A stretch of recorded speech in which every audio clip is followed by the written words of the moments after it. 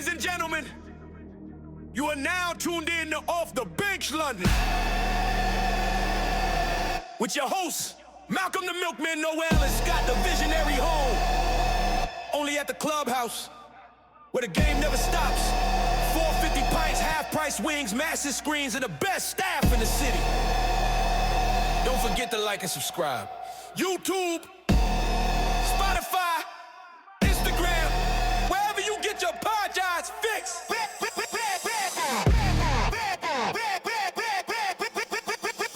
Yeah, look, we the boys that been running the town, don't debate that. Giving out jerseys like blessings, you can take that. Every Monday night, that ritual for sacred. Big screen dreams, we made it out the basement. Off the bench, London, we up now. Pints in the air, feel the hometown sound. Talking life, hustling them game situations. Built from the grind, pure dedication. Ain't no gimmicks, it's love and foundation. The clubhouse vibe, that's a London celebration. We talk sports, life, motivation. Every drop of milk, that's innovation. You're rocking with Off the Bench London. Brought to you by 100 Kellogg Lane, the clubhouse, where London comes to watch the game. Now let's get into the show. Cue the whole vibe.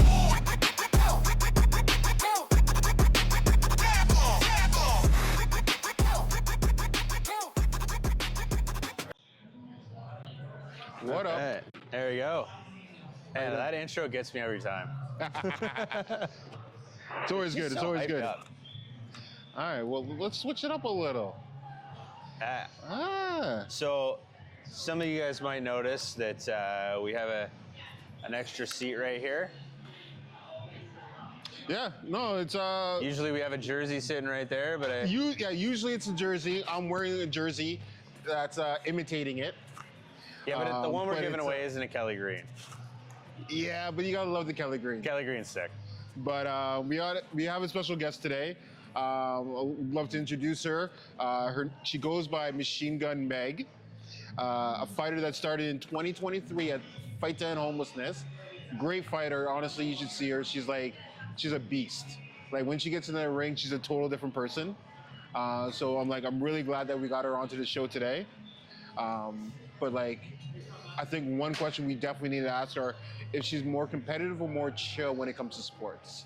Yeah. But I think she'll answer that for us. See, it's interesting seeing people outside of their sport. Right. Because, I know myself, when I get in that competitive mode, you just flip that switch. Yeah, for sure. And you're just a totally different person. Sheesh. So I'm looking forward to getting into it and seeing. Well, we're talking about a boxer, so. Yeah, they're psycho. Since you are a boxer, I can say that. But not And as I've good. seen the switch flip. But not as good as our guest today, and I'd like to introduce Meg today. Hello. What up? What up? Hey. Thanks for coming in. This is what we do on Monday night. Right? Monday This Night is what we Football. do every Monday. Love it. Welcome to Off the Bench. Thank you. Pleasure to be here. So how you doing? I am doing great. Excited to be here. Excited to hang out with you guys. Talk sports. Yes. Talk any and all sports. It's true. It's true. Well, it's kind of crazy because when you think about it, 2023 is when you first started getting into the mindset of boxing. How did you first get involved with Fight End Homelessness? So it's actually funny how that journey started.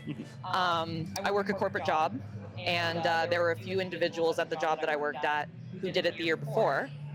And they inspired me to want to do it. I found out a little bit too late at the year before, so I'm like, next year I'm going to do it, mark my words. Stuck true to that, signed up, registered, got the call or got the email saying that I was in. And I was like, it has always kind of lit a fire in me to think about fighting and to think about fighting for a cause bigger than myself. True. So that was really inspiring, and I got the call, and that's kind of how it started. The rest is history. There's a long story that happened once I got into it, but it was a small fuse in the beginning that was lit, and then yeah. Did you grow up wanting to get into fighting, or was this just guys are talking about it in the office, and you're just like getting jacked up, and you want to do it? That's a good question. I didn't grow up fighting, but I grew up fiercely competitive. Okay. And I played on a lot of sports teams. Basketball, soccer were my main sports. But it was mostly team sports. Yeah. And when I found out that boxing could be an opportunity for me, I learned that it ran in my family afterwards. Oh, that's through crazy. second cousins that I had never met. Oh. Yeah. So Long line of boxers. Exactly, right? And I hadn't met that side of my family. So when I found out like they were fighters, I'm like, okay, this is a great chance for me to also connect with family that I haven't connected with. So it was amazing. It was very kindred. So yeah, So it's in my bones apparently. When you got into it, did you realize it's way more of a team sport than you thought it was? Yeah, in like such an interesting way, because when you're getting into the ring, it's you versus your opponent. Well, it's also you versus you, right? Yeah. You have to battle that mindset.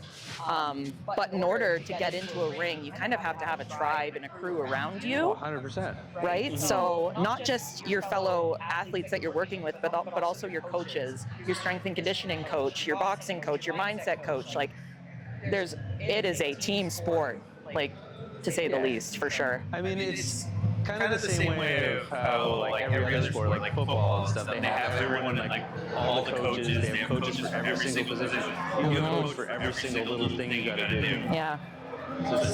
They have their expertise. They have their specialties, for sure. Because I know, like, I did like wrestling and stuff growing up. So you think of that as more of an individual sport, but it's such a big team thing. 'Cause For sure. You're only as good as the people you're training with. Yeah. Yep, that is a big thing that I'm learning. And also, if people are training really intense next to you, it brings you up to that level too. Energy's exchanged. Yeah. So, yeah, couldn't agree more. Damn. Okay. So when you were doing the charity boxing event, what was your motivation during that camp? Because like I guess every boxing match you have to have a camp before you actually fight, right? So what was your motivation? Was it like I don't want to embarrass myself, or like, or is it like I saw my opponent, I'm just going to destroy my opponent? I'd be lying if I said that I wasn't thinking about how I might embarrass myself. Okay. At least you're honest. But like, that's the thing with Fight to End, right? You start from zero boxing experience, and you're training for 18 weeks, twice a week. And during those 18 weeks, you're fundraising, and then you're stepping into the ring. So all of us were embarrassing ourselves at the same time. We're learning something new, right? Like, I remember throwing a punch for the first time, and I'm like, that doesn't feel right. Like, how do I look throwing this punch? Yeah. Hey, it's a really good skill to have now, though. For real, yeah. It's a skill that shockingly not a lot of people have. It unlocks a level of confidence, for sure. 100%. When you know how to fight, it just... You walk into a room and you're like, nah, I can take that person. Any conflict you're in, you're like, I'm not too worried. Yeah, it's like, those are some fierce words you got there, but can you fight? Exactly. But my mindset going into this was a cause bigger than myself. We had an external goal. All of us had the same goal that we were fighting for. So that sense of camaraderie was amazing in that, and that's what kind of kept me in it at first. And the longer that I was training, the more I had to learn, okay, I have to also believe in myself. Yes. Like, that's a major factor. You can believe in the people that you're training with and the people that are also fighting, but if you don't have that belief in yourself, then you're going to see that when you step into the ring. There's, you can't hide anything in the ring. You learn a lot about yourself under stress. You can be So that we all... half second behind if you're worried. Yeah, for real. Like, if you even stop and hesitate to think, that moment where you're hesitating, you're getting punched in the face. Yeah. Like, You're not wrong. It's like that saying, everybody has a plan until they get punched in the face. Yep, that is the truest words ever spoken. And for when real. you see that, it happens to people, and they either get turned on or turned off. Yeah, it's like, oh, I don't want to get punched again. Or people get hyped up. They're like, oh, like, yeah, okay, hit me again. we're throwing hands. Yeah. We're opening a can of whoop ass. Well, it's like, It sounds like that's what you do, so. well, there's a reason why it's called Machine Gun. Yeah, This is just true. keeps going. This is true. This isn't Machine Gun Kelly. No, but I am a fan of MGK as well. I am. But no, that's not where the name came from. It actually came from my second cousin. So he's Dave Machine Gun Morris. Oh. And when he was training, he's in his 60s. He's an old school boxer. And he's It's a like, family name. yeah, he's like, so we're gonna train you up. You're gonna be the machine gun. You're gonna be the machine gun in that ring. And that was an interesting key that he gave me because I wanted to So, like, bring forward that legacy. That's crazy. So Yeah. like it's now literally now you gotta pass it down. Yeah. Okay. Yeah. See, and the here machine I'm gun. thinking like, oh, you're just at the gym and they're just like, yeah, she just keeps going and going like a machine gun. So like, that's what we're gonna call her. No, Nope. that's crazy. Family name, and I'm growing into it. Yeah. Every training session, we get a little So faster. you got the T-shirt to match. That's right. So- That's right. Swag. I'd turn around and show the back, but I'm comfortable right now. We'll show the back They're after. nice chairs. They're nice. Yeah, they are. All right. So like looking back to like your first fight, what did that mean to you? Like that whole process. Like when you look back on like your career, like fights ahead, what did that really mean to you at that point?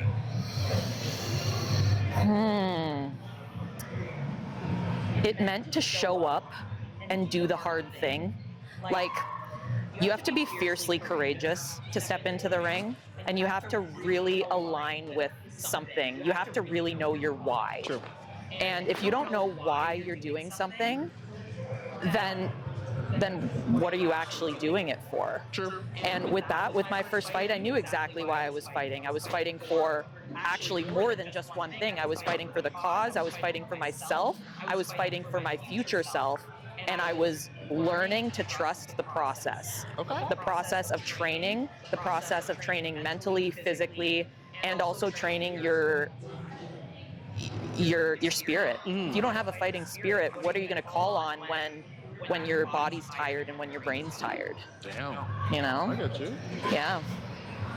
It goes really deep. Yeah, no kidding. Yeah. With that first fight, how crazy was the walkout for you? Oh my God, that was the most fun I've had in a long time.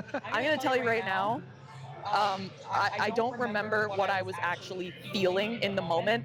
I just remember fully being present in the moment. I was like, Yeah. I Just, was like, tunnel vision. intense. I remember they told us we had to go into the ring and bow to the judges around us. I was so locked in, having so much fun that I totally forgot to do that, and I just went in there, started spinning in circles. I think I did. Like I was so excited, but it was great. I had like a rock song playing. It's not a well-known one, but it was a song that got me so hype. And I also saw Sarah, my opponent. She was getting in her zone as well, and I just knew we were gonna put on a great fight. There was gonna be fireworks, and it meant so much to me to fight Sarah of all people, because she's an absolute beast. She's a mom. She's a professor. She inspired me every day. Like, it was incredible. So I can't say enough. 10 out of 10 for that walkout. It was so fun. I love the crowd there. There was so many people there. There really was. Oh my God. I learned a lot about myself under stress and high adrenaline. Yeah, like it's crazy to go. You train for 8 weeks or 18 weeks. 18, yeah. And then now you're like, okay, I'm gonna go fight this person. And then you look out at the crowd, you're like, all right, there's a lot more people here than I was expecting. See, I didn't even look out into the crowd. I knew they were there, but I was like, me and my opponent were gonna dance. And that's what it felt like. It just felt like me and her in there, and the rest around me was black. Like, you could hear the training was roar. effective, and you're like in the right mindset. Yeah, it was tunnel vision, total lock-in. Like, it was That's good because the one, best. you lose that for a second. Yeah, if you pay attention too much to the crowd, then Yeah. and if you're somebody that cares a lot what people think, the crowd can get into your head. Yeah. It really can. True. So I was in front of all my like a bunch of coworkers as well, family, friends. Like, And did they all look at you differently after the fight? I get a few jokes at the office, but they're good ones. Oh. Like, yeah. Okay. Usually people are like, so you got any more fights lined up? And usually I do. So I'll be like, yeah, I have a fight in 2 weeks, like, or something like that. Wow. It's just, it's a fun thing to talk about other than, office banter, Yeah. Yeah. Well, you gotta have that, like, it's always good to have things you can talk about other than work stuff. Yeah. Like that's why a lot of people follow sports because that's something everybody has in common. Totally.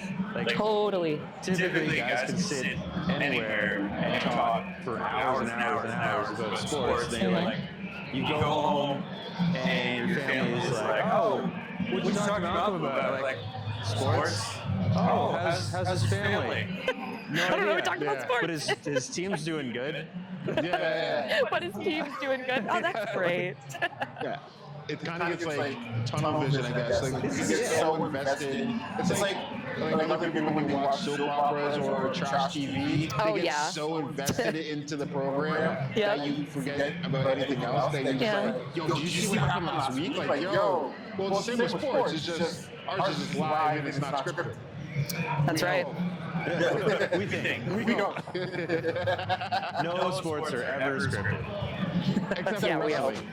Except for wrestling. I mean, I'm a sucker for a good wrestling show. I really am. You need some athleticism. Are you WWE or AEW? WWE. Yeah. See, wrestling is less about who wins and more about The storyline. the insane athleticism. Yes, It's, and the lore, for sure. it's an athletic soap opera. Yeah. Yeah. Like, some of these people are doing crazy calisthenics. It's literally live action Dungeons and Dragons just Yeah. for wrestling. Yeah. Yeah, I can appreciate it, for sure. Okay. So fast forward a little bit. So like you're saying in the office, you're talking about, oh, my next fight is in 2 weeks.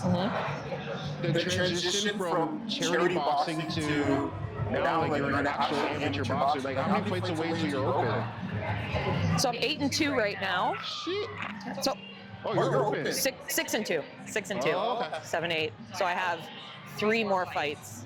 I think you have to be 11 plus to be open. Okay. 10 or 11. But I'm very, very close. I'm on the cusp. I could probably fight open now if I wanted to. Okay. Yeah. You have to have over a certain amount of wins if you're under the 10 fight threshold. And I do.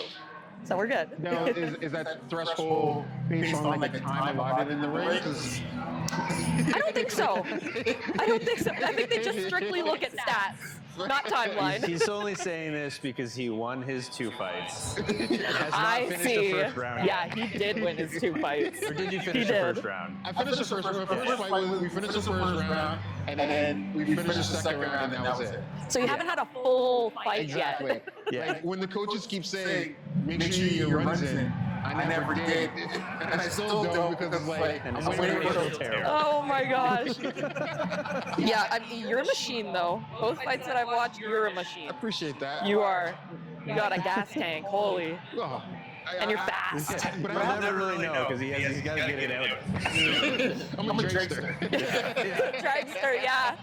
I like it. But how's that training, and then how's like that whole mindset from charity boxing? Because like you were saying earlier, your why for Fight to End was like, I'm here for a cause. Yep. You know how to show up. You know you have that now. Is it like I'm showing up for myself and I'm only doing it for myself, or is it like I'm testing my limits to see if my opponents like where I stack around like the ranking around Ontario because you're on Ontario boxing now. Yeah. This is a really good question because I think about this a lot. And the key difference there being for charity boxing, you know the cause and the goal that you're fighting for. You can align. It's pretty easy to align with that. But aligning with your internal goals that you've set for yourself is very hard to do if you are not somebody who values discipline. So with me, the reason why I love amateur boxing so much is because it's constantly me versus me. I'm working on myself, I'm sharpening my skills, and I'm a product of my environment. True. And because of those things in general, like that's one of the reasons why I fight, but also like it makes me a better person and I can practice better habits. Because when I'm training for a fight, I'm getting more sleep. I'm thinking about the food that I'm putting into my body. I'm thinking about how much water I'm taking in. And I'm thinking about my recovery. So recovery is really, really important, especially if you're fighting. Like, if you have a bad foot, a bad knee, a bad pinky finger, like, that will affect you. It's true. Like, I sprained a stupid tendon in my hand for so long, and I was out for 3 weeks. Like, You're kidding. yeah, and I'm like, ugh. Same with my foot. Like, I gotta practice foot strength. Like, even just footwork drills. My feet hurt at the end of it. That's annoying. Anyway, I digress. That's the biggest thing for me. Amateur boxing is for me and my internal goals. It's internal energy that I'm searching for and getting to. I get you. Versus charity, where you know the cause that you're fighting for. You can align with And it. everyone on the card has the same goal. So Yeah. it's like more teamwork than it is. It's like a showcase thing. Yeah. 100%. I'm also a sucker for the process. Like, if you're Puts you in the putting best in shape of your work, life. yeah, you're putting in work. You might not see it then and there, but you will see it Yeah. in the future if you continue It shows you, like, the consistently. consistency and. It's hard to believe that if you give up in the middle of your in the middle of your journey. Have you looked at a picture of yourself from before you started training and be like, whoa? Yeah, I do. We make this. We kind of say this during women's class sometimes. If that version of you stepped through the door, no fight experience, and you looked at that version of you, what would you think? Yeah. And a lot of the time is, we would step up for that girl. We would be able to kick anyone's butt in here for that girl. Like, you're showing up for your younger self. Yeah. Really, it's a very interesting paradox to live in as a fighter. When for sure. you've become what when you stepped into the gym, that's what your dream was. Yeah. Like, it's crazy that you say that. Boxing is a great place for you to achieve your dreams. Yeah. Like, we have a lot of up-and-comers at the gym who are like between 12 and 15 years old, and they have incredible talent, incredible potential. Their mindset and their discipline that they're working on at a young age like that is just so beautiful to see. And all of us believe in these kids that they will be world champs. And like, could you imagine? You're 12 years old and people are telling you like you're going to be the next world champ. With the way of the world now, it's possible. Like, Yeah. yeah. Like, Anything now is he's a world champion in the gym. Actually, and I get to train with her. Great. Oh my gosh. Oh. Yeah, we have a female pro boxer at the gym right now who just won her second world title, Yes. Natasha Spence. Yes. Holy. And the Nightmare, Natasha the Nightmare Spence, and she is hands down the most inspiring woman at our gym right now. Just, And she's you're like, I was training with her, but I'm not. I was intimidated at first, but now I'm just in awe when I watch her train. Like, when I get to step in there and spar with her every once in a while, like, I count my blessings, because like That not everyone can elevates do you. that. That elevates you, yeah. It brings you up to a potential that you didn't even know you had sometimes. So you're gonna go pro then? That's something I like to dream about, but probably not in the cards for me. A dream I like to think about, though, for sure. What would that look like? Well, like, for your fights right now, like, physically, mentally, and emotionally, how do you prepare for your fights? So, like, how do you prepare to go to the gym to, like, work out for your fights? So there's a lot of different ways. I have some grounding thoughts that I go to. So Sarah McLean, she has instilled a mindset in me that I find very interesting when I don't want to do my road work, so when I don't want to go for a run. She tells us to think about it like, okay, I get to run today. I get to run today. I get to value my body, my legs can work, I get to run. I like that. Versus if you're somebody that maybe you don't have, That's maybe such your a legs good don't good work. mindset. Like, what all they would want to do is run. Yeah. It's kind of reframing what you're grateful for and how you care for your body, how your body's going to move for you. Yeah. Or like on those days where I don't want to go into the gym, even if I just put on my workout clothes and I look at myself in the mirror, like, well, I made it this far. I made it this far. May as well keep going. Yeah. Like, some days, like, That's powerful. some days it's hard. Like, the mental game is very difficult. You have to mentally prepare to step into a ring with someone who wants to end your dreams. Yes. Like, Yeah. Oh. so how do you frame that? You have to seriously dig deep and believe in yourself and believe in your abilities and the training that you've put in up to that point. Like, a lot of the time before a fight, I visualize what that fight's going to look like. I do some sensory deprivation. Meditation is huge because you have to breathe through difficult thoughts. Sometimes when I'm doing yoga, you have to breathe through difficult positions. Like sometimes you're standing and you're like, oh my God, if I breathe, I'm gonna break something. Like, but I don't breathing. stretch that much. I mean, sometimes you just stretch a little and you feel that way. Yeah. No, that's fair. But yeah, that's just it. Breathing, slowing down, and preparing yourself to enter a stressful situation. That is literally life. Life will punch you in the face. If you can do it in a safe place and people hype you up there, that's what gets you through. Damn. Community. I love that. It's like when we were doing those cold plunges. Oh my gosh. What's the story? Let's unpack it. I love it. Okay, so me and my wife, we went to Mexico and done a few cold plunges. When I was training for football when I was younger, I used to do cold plunges. And I guess as I get older, I feel like it's got colder.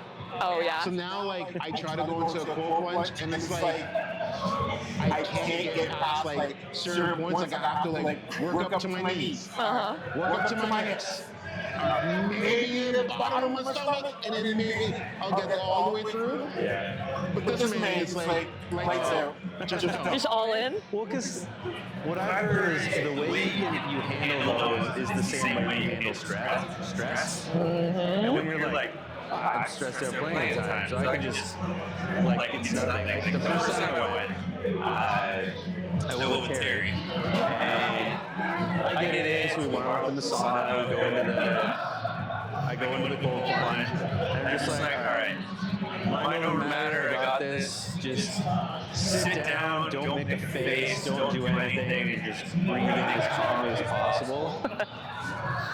Like a psycho. And then I get out, I'm like, oh, all right, that was good. Hop back inside. He tries to go, can't even get past his shins. And he's like, how did you do that? Like, you're crazy.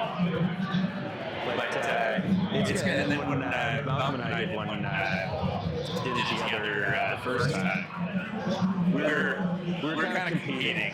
Oh yeah. So you could stay in longer. Yeah, and we got to the point where Malcolm was told, okay, I gotta cap you guys at 5 minutes. That's a long time. I can do 30 seconds tops. Oh no, 5 minutes. Yeah, like I can do like once I'm actually in there, I can stay in there. Wow. Like you got out at 5, and then I took my time to get out at 5, so I stayed in a couple seconds longer. I see. Yeah. I I'll see. go second. So you won that? The way you feel after doing that, it's like your whole body's just like, oh, we're in again, right? Yeah, for real. So, But it's just that embracing the suck mentality. Yeah, Like, and then when you're done it, you can be like, yes, freaking did that. except I when you did do the it a few cold. times in a row, and you're like, I gotta do this again. I call that hard boiling myself. Yeah. In the sauna for a little bit, then you get to the cold plunge. Yeah. Yep. It's how I make my eggs. It's how I hard boil my eggs. But it's interesting because like that's the same thing. Like you wake up in the morning, you go train, you don't want to, but you're like, no, gotta do it, gotta do it. It's gonna make me better as a person. It's gonna make me better for the future. Yep. It all adds up. Deposits in the bank. Yeah. That's what we call it. oh, for sure. Deposits. So you've done charity boxing, you've done amateur boxing. How's the community compared to each other? Are they very similar? Because like a lot of people go to charity boxing. I'm just a one and done. I'm gonna do it. Yeah. You make good connections. Where the ones you stick around, like Sarah playing. And, Yep. you know, me, once I take a year off, then I come back, and then I take a year off, then I come back. Yeah. I think the difference between the two is the mindset behind it. Like when you start with charity boxing and you're not an amateur fighter, you don't really understand the mindset that goes into being a fighter. Versus amateur boxing, you know, you can ask any amateur boxer that you know, the mental game is the hardest part. Boxing is 90% mental, and I am learning that the longer that I'm in my amateur career, that if your mental game is not sharp, you're gonna see it in your performance when you go to fight. You're gonna feel it in your training, because there are times where, you know, you're holding a plank and you want to drop, and you have to tell your brain to keep going, and that is mental conditioning. You're punching the heavy bag for 15 minutes straight, and your arms are just exhausted, and you know you want to stop, but you you can keep going, you can prove to yourself that you can get through You're not wrong. the hard mental game. Your body says stop, and your mind has to keep going. Well, That's the biggest difference. When you train that hard, the fight is the easiest part. Yeah. Sometimes sparring is actually, a lot of the time, sparring is a lot harder than my fights. Really? Well, especially when I'm sparring with Natasha. Natasha is a grounding thought for me, because if I'm sparring anyone else other than her, I'm like, okay, I sparred Natasha. If I can spar Natasha, I can spar anybody. Okay. That's Yeah, because she's tough. I can imagine, but like for me, every time I did spar, I was just like, this is my opportunity to make as many mistakes as I can so I can learn. And Yeah. I will get hit the worst during sparring. I try the most stupidest things during sparring to see if I can make it best. Yeah. I'm actually smiling, but when I'm in the boxing ring, I don't remember it all. I black out. So, But you can fully let go when you're in the boxing ring. okay, so You're not holding back anything. So, but like, when you're sparring, are you paying attention to you sparring, or are you just reacting? It depends on the level of the person I'm sparring with. Oh. It definitely does. Because if I can tell that the person I'm sparring with is more skilled than me, and they're getting competitive and we're having fun, the punches start to land harder, the movement starts to get more intense, and then it turns into a An actual competitive fight. Yeah. spar, almost borderline Yeah. fight.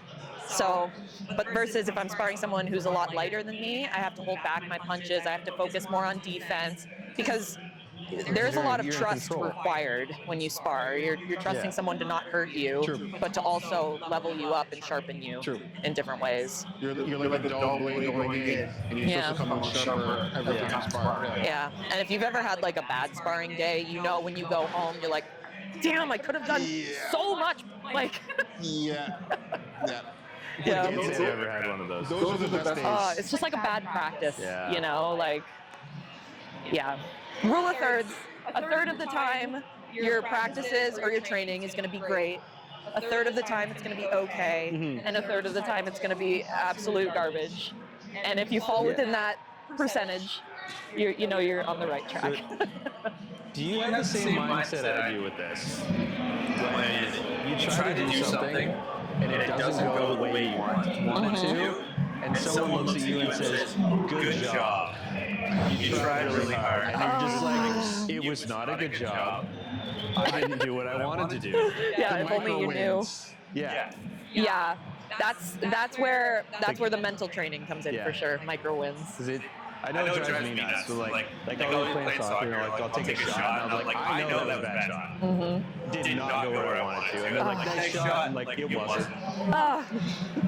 Yeah, how do you usually respond when like you know maybe it wasn't your best, but somebody is complimenting you? Like It's hard, because you're just like, I just want to say nothing because I'm just gonna, I'm already frustrated. yeah. But I feel like because like I played soccer my whole life, and like I mostly playing striker, so you have to have a very short memory. Yes. Because Okay. you mess things up all the time. Yeah, And, like, I see.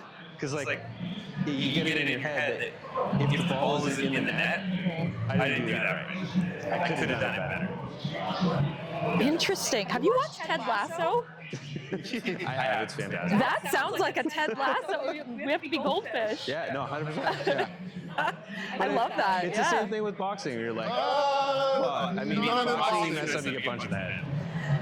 Yeah, unfortunately, you can't be goldfish in the boxing ring. I have to remember how you threw that jab. So when you try to like twitch your elbow so you can throw that jab, I can see it, and then I can dodge it so I can counter it. It's a lot of paying attention. And the reaction. For sure. Yeah. Yeah. No, I just mean like forgetting like the things that you messed up, forgetting that. Yeah, because then those might start to get to you if you remember them for too long. Yeah, oh, 'Cause exactly. It's only one day. Like, at least you showed up. You're like, You had a bad remember session. the good things. I think Yeah. the benefit though to what you were saying though is in a boxing ring, we can hear our coaches and we can hear like people saying, "Oh, you'll get him next time when you get hit in the head." It's you and your own thoughts, and you're not saying that to yourself. It's like, shoot, I got hit in the head. It was a jab, but I saw it coming, and I didn't react. I can move forward. But Yeah. with team sports, you kind of have to like tune them out. So do you find yourself talking to yourself in your head during your fight a lot? Or just going into like an autopilot kind of thing? This has been something that's developed over time. Actually, my last fight was last month, and I actually heard myself, like I heard my own thoughts while I was fighting my opponent. That's And crazy. It was crazy because the thoughts that I heard was just keep going. It's a very simple thought, but I audibly heard it in my head because I had my opponent in a good spot for me to just unload. And I knew I wouldn't get that opportunity again because it was like it was near the end of the third round. Right. And because I had enough awareness of where I was in the ring, which comes over time, you need experience to kind of have that awareness, I was able to actually hear my thoughts. Beforehand, I do kind of tune out everyone and can hear my coach very, very faintly, but it was only my last fight where I was actually able to hear my thoughts. So you're not like walking yourself through the fight in your head. Like you're not like, okay, I need to do this. If I move here, they're gonna move here. You're kind of talking yourself through it. Sometimes, like I do go in with a game plan, but you know, your game plan is only, you can't always rely on it because sometimes your opponent will pull Well, they something. have a game plan too. They have a game plan too. So, yeah. These are interesting questions to reflect on. I actually haven't thought about that. Yeah. Just from a complete outsider who's never done any boxing. Well, I mean, I've boxed my buddies in basements, but That doesn't count. Yeah, it doesn't count, but that's okay. I have a losing record in real life. In the ring, I'm undefeated. There you go. Trust me, those We ones love don't count. sanctioned chaos. Right? yeah. So, It's a lot easier when there's someone that will stop it if it needs to be stopped. Yeah, I agree. I slip into a bit of a alter ego when I fight. machine gun. Yeah, I got Machine Gun, but I also, like, my alter ego has a name, Oh. like an actual, and this is a tool that I use to get me into the mindset when I fight. My alter ego inside, her name is Darla, and she is a very excited little teenager, borderline child, excited teenager child, who just wants to hang out and have some fun. But when she was younger, she didn't get to feel those things. So I get to give her those things when I go into the ring. That's amazing. Yeah, so she can be as crazy as she wants. She's not going to get in trouble.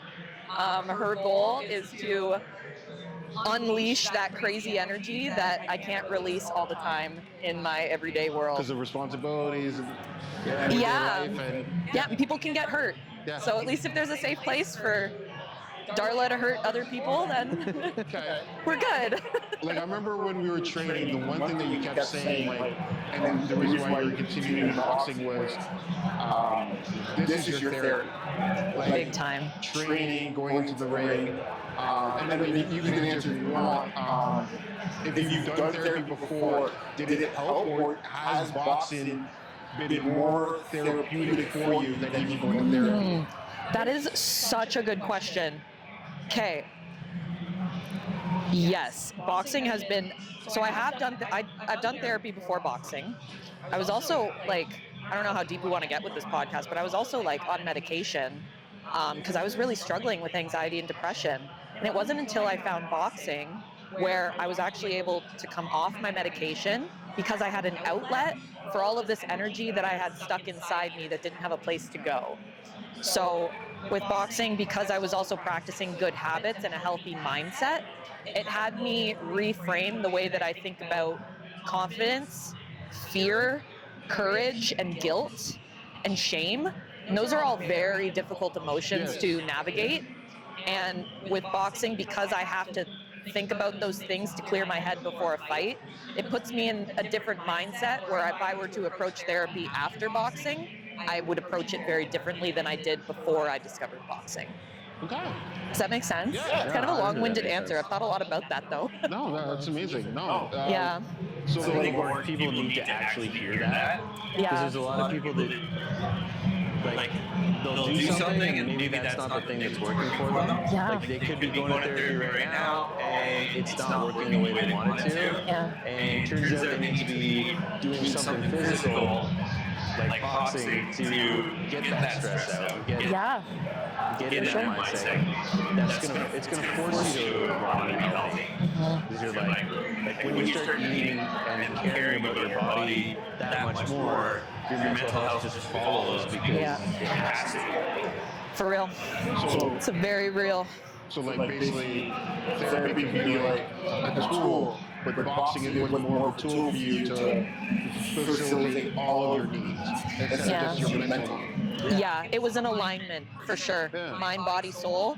And before boxing, those were really out of alignment. Yeah. Yeah. So like, if you could speak to your younger self before Fight to End, before you even signed up, what would you say like your most, or what would you say the most challenging thing you've accomplished since then? You can say this podcast. I'm not going to say this podcast. I was really excited to hang out with you guys. Appreciate that. Oh, man. What would I say to my younger self before Fight to End? Before Fight to End, before any fights, before you even signed up, and say like, if you're having a challenging moment, you can overcome it because I've been able to do this. Yeah. I would say to her, you're way tougher than you think. And you are way stronger than you think. Because my self-talk before Fight to End, I was really mean to myself. I didn't treat myself like the best friend I should have treated myself as. And I think I lost out on a lot of opportunities to be courageous and confident when I was younger. That's fair. And because I found boxing when I was 27 years old, that's late to find boxing. Because usually people are finding it at like 17, 16, 17. I will tell myself that I can keep doing hard things. And no matter what disadvantage you might be at, you can still pull through. I like that. Yeah. That's deep. What I love most about that is that you went in to do a charity boxing event to help other people, and you ended up probably helping yourself the most, right? Yeah. It was a great consequence of helping others. That's what it is. Like, you help other people, and then in a roundabout way, it ends up helping you. Yeah. I was helping the community, and the community has actually helped me more than I would have ever known. And the biggest message from that is do things, involve yourself in the community. Involve yourself in the community through sport, through different events, through anything that's going on. And now you're deep in that community, so you can help the next person. Yeah. So like, if you ever get the opportunity to work with someone that's doing a charity boxing event, make sure you jump on. Oh yeah. Last year, her husband did it. Yeah. Inspired my husband to do Fight to End. Oh my goodness, and he wants to fight again too because he does sees. he? I love that. Yeah, he wants to fight in January. Oh, damn. I also want to fight in January. Same card or no? Same card. Yeah. That'd be amazing. Yeah. I'm trying to get a rematch. I lost to one girl here in Ontario. My other loss was in BC, Okay. and I'm trying to get a rematch with her. And this might happen. So we'll see. Fingers crossed. Fingers crossed. All right. Well, yeah, that would be amazing. You know what? January. Okay, so This is we're it, in let's November go. now. Oh yeah, we will for sure. I can't get on that card now. No, I can't. I need. You need to be registered with Boxing Ontario. I still am. Oh, you still are? Yeah, until December. Oh. I'd have to. Yeah. If you don't re-register before December, you might not be able to get on the card. But Think about it. but I haven't Think trained. about it. I haven't You trained. should probably get back in the gym then. Well, I will. It's like riding a bike. It is. It almost is. You have a lot of that muscle memory, so like it comes back quick. but- Instinct. You got a killer instinct too. Yeah. You do. I appreciate that. You're welcome. Yeah. No, it's fun. It's just like getting in that ring, just to get light switch goes off. Yeah. This is true. So This is true. let's go on with therapy begins. That's right. Showing up for you. Well, I think this is amazing. I really appreciate you taking some time out of your day Of course. to join us. Of course. This has been a great episode. I learned a lot. I love that. You gonna get in the ring now? I knew you were going to ask this question. I don't know. I feel like I would like to, but if I did, I would need to fully commit. Yeah. Because I'm a very competitive person, and I don't like to lose. So if I'm going to do it, I would have to full on do it. I'd be doing extra training, like watching absolutely everything, Oh, yeah. becoming a psycho. You can geek out. I'd have to. Yeah. I'm a low-key geek myself. Like right now, I just don't have the time. Yeah. But if I could make the time, It is very time consuming. Very demanding, for sure. like, I know, like the best shape I was ever in my life. Obviously, in high school time, but when I was doing wrestling, like best shape of your life. Oh, yeah. You have to, Yeah. and you don't want to lose. No, you don't want to lose. And- But you learn a lot from your losses. It's true. A lot, like I don't know about boxing, but I know from wrestling, losing is a lot more exhausting than winning. It is. But you can remind if you did lose. You mean Yeah. think about it this way. If you lose, the person that you lost to better walk away knowing they had to fight for that win. Exactly. Yes. Like, so I know what you mean when Yeah, you that's say why I'm like, I would have to go full on. And I don't know, we'll see. One day, maybe. depends on what kind of stress you want to tolerate. Yeah, exactly. That's the key with your sport of choice. How much stress you want to endure. Yeah, well. Yeah. So we'll put a pin in that. One day, maybe. Right on. I look forward to it. Hey, let me know. I might just, because I think next year is going to be my last year of fighting in general. Oh? Yeah. Like it's fun. It's great. It's time-consuming nature, and like the months that you're training, I'm a different person. Yeah. Like I'm training mentally from the start that I sign up Yeah. to the date that I'm done, and then I feel relieved after. Then I'll go to the gym after, and I'm there. But it's like I'm not here because I'm fighting someone. I'm here for myself, and it's like You need a purpose.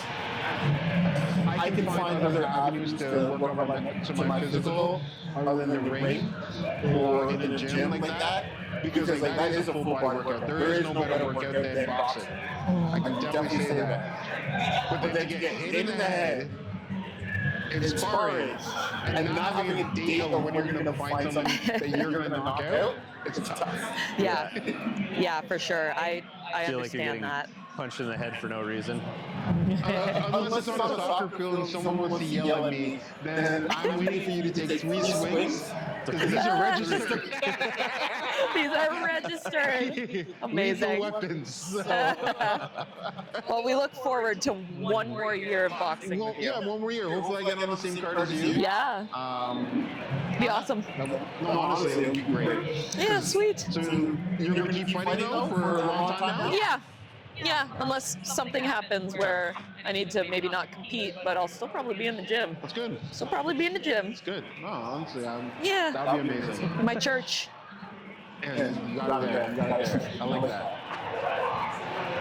Well, I guess we got to talk a little bit of football tonight. Is that my cue? It's up to you. You can say football if you want. I am not a football watcher, but I appreciate a great play and great technique. I like that. Let's start a little backwards tonight, because like the game's going on behind us right now. It is sectioned off a little bit, so we don't get sued by our big brothers up there. We don't want to get taken down again. But I think this is the game that we No fun league likes to. Yes, the no fun league sometimes. The Green Bay Packers versus the Philadelphia Eagles. We're giving away a Philadelphia Eagles jersey tonight to one lucky person. This place actually filled up pretty nicely at Clubhouse tonight. So it's like 450 pints, half price wings. Yeah, you can rent out one of the simulators just like this one. Right? $150, get a couple of pitchers of beer, some nachos, and the simulator, massive TV behind us. What's that like? 15 by 20? Something like that. I would say that. So that's bigger than anything anyone's at home. And the coolest thing about these, I realized it the other day. If your team is making you really angry, you can throw something at the TV and it's fine. That's the best part. Because there's baseballs right over there. Hey, you might even get to see your stats Yeah. on how hard you threw it. True. I like that. That'd be sweet. But what do you got, like, you did a little bit of like research today before you came on the podcast. Who are you cheering for tonight? You cheering for Green Bay or you cheering for Philadelphia? Oh, that's a tough one because Oh. I am an Eagles fan, but that's only because Oh. my husband and his friends are as well. Your husband's an Eagles fan. He is. I approve of your husband. He is. He's also in a fantasy league, so I approve of your husband. yeah, he knows his stuff. I'm just here to talk about sports. Okay. Maybe not football in general, but She had to justify it. I can talk about basketball. Or what's your favorite team in basketball? I'm a Raptors fan through and through, but I have my fan story. Okay. Listening. I have my fan story. Listening. Oh, you are listening. Listening. Okay. So they won the championships in 2019. 2020. I thought it was 2018. 2018? 2018 or 2019. I want to say 19. Yeah, where they were against the 76ers. Yep. Right? And No, it wasn't 76ers. It was Golden State Warriors. In the finals. oh yes, Yeah. but they had to beat the 76ers before the Oh, Warriors. Yeah. Right. Kawhi sit down. Yes, I remember Yeah. because they shut down Joel Embiid, and that was like the craziest thing. They held him to 0 points for one of those games, and I couldn't believe it because he was scoring 20 plus points on the games before that. They shut him down to 0 points, and then one of the biggest things was Fred VanVleet. And he scored like 25 points one of the games, and Which he was was shocking. Yeah. shocking. And I'm like, I am a huge fan. And with Lowry as well, Lowry just like leading the team through all of that, like it was just amazing to witness at that time. And yeah, I watched the live game when they won the championships. I was in school at the time, Okay. so I was in residence. So the whole place lit up. Everyone hitting pots and pans. Yeah. Opened up the balcony, and you can just hear everyone going nuts. And from that moment, I was like, You're like, all right. I love sports. I I, get love you. what sports does for people. Yeah, definitely 2019. I know Yeah. we've talked about this before, but like those fan stories are that's why you're like, yeah, no, I'm a fan for life. Yeah, Like, you're hooked. because people who are living that at the same time, they get it. Yeah. Like they just get it. It's amazing. No, you're not wrong. You're 100% correct. Like, I was a big Way better than mine. Yeah. I'm a shocking Kobe. Just watching that dynamic and how it ended up falling apart, and Kobe rebuilding that team with Kyle Gasol, Yeah. and then Phil Jackson, and it's like second coming of Jordan. Like, I became a fan of that whole dynamic. But like, that's not like yours. But being a Raptors fan, watching like Kawhi Leonard on the loan, I call it. Yeah. Yeah. And literally bring your team to a championship. That's But that's exactly what happened with the Jays this year. Like, how many new fans were brought in just because of that? right there. Right there. Exactly. Me, I did not realize how much of a fan I would be for the back catchers alone and the technique that they have there. I was telling him about before we started the pod. Like, I love the back catchers. Yeah. You can frame a strike, It's crazy. pull it into the strike zone. I'm like, this is crazy. Yes. That technique. It's it's actually kind of crazy when you overall look at it. Like, you know, baseball is everyone sees it on TV as pitcher throws ball, batter hits it, goes for a home run. So much There's more. so much more technique in the game. I think every sport is like that if you look at it close enough. Yeah, for sure. You take the time, you know what you're looking for. Like I feel like that's why everyone got into like I don't know, pickleball. I love pickleball. Exactly. It gets so much more intense when you actually pay attention. Yeah. Like, Yeah. or like even just ping pong. It's not just getting it back and forth. They're like curving it and like so those little intricacies that like people don't realize. Yeah. Same like with the boxing. People are like, oh, they're just punching each other. Like, no, they're actually thinking about exactly where they're trying and leading people places. Yeah. So the Smallest more you look movements. into it, This is true. Sorry, I know you guys are talking about football. Well, it's we get distracted a lot. well, it's actually the end of the first quarter of the game, which is kind of our cue. So, like, this is really like a really good vibe. It's changed, like, it's different from what we usually do. It's actually perfect because, like, come January, we're gonna have to pivot a little bit. Yeah. There is no Monday Night Football, so like, this is a great segue, especially when, like, you know, episode 10. That's like a lot of people don't make it this far in podcasting. This is true. Right, so it shows like the versatile that we have, like a great community around us that can like support us and give us some insight on like the other aspects of the other sports. Because literally, you're getting off the bench to go into the ring. You know what I mean? So like whether it's rec sports or even like amateur boxing, like well soon you're a professional. Like You heard it here first. I feel like bringing you on the podcast is, here's a shameless plug, getting people to get off the bench and into the gym, into the community, into the, like, go contribute, go make a difference, go do something. Fully agree. Because you don't necessarily have to go into the ring to give back to the community. There's tons of missions out there. There's tons of like volunteer opportunities with the Boys and Girls Club and so forth. Yeah. But like, if you can also find yourself in those activities, you're actually going to be doing yourself some service. This is true. This is true. It's about instilling change. You're not going to instill it when you're just sitting on the bench. Off the bench. I love it. I love it. It works out perfectly. I could have been sitting on the bench today, but I decided to come here. Yeah, you decided to get off the bench and join us. There we go. Yeah. There we go. To get Community. on off the bench. The- It's very confusing.